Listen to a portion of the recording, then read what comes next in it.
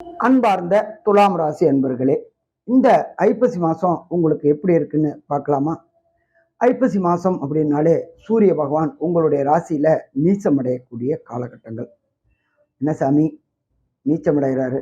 அதே போல் சுக்கிரனும் உங்களுக்கு ராசிக்கு 12ல் நீச்சமடைகிறார். என்ன சாமி எல்லாமே பயமுறுத்திட்டு இருக்கிறீங்களே? ஆனாலும் உங்களுக்கு ஒரு சாதகமான நிகழ்வு. புதனும் சுக்கிரனும் பரிவர்த்தனை யோகம் பெற்றிருக்கிறாங்க.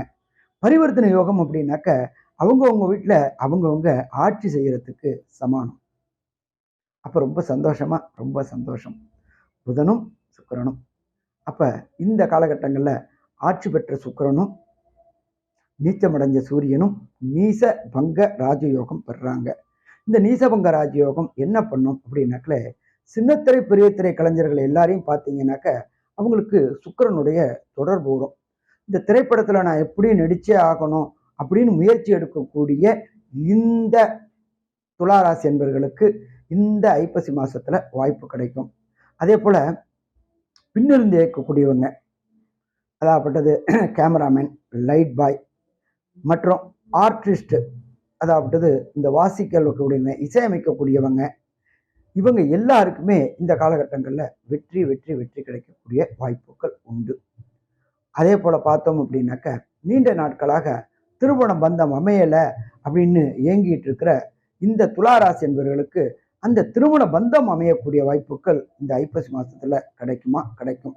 ஏன் அப்படின்னாக்க குருவை பொறுத்தளவுக்கு 10ஆம் இடத்துல இருக்கிறாரு.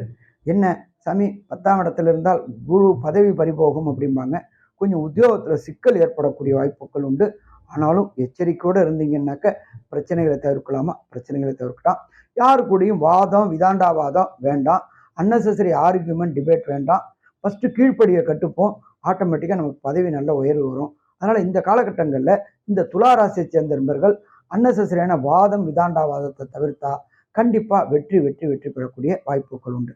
மொத்தத்தில் பார்த்தோம் அப்படின்னாக்க துளாராசி என்பவர்களுக்கு இந்த ஐப்பசி மாதம் வெற்றி மாதம்னு சொல்லலாம்.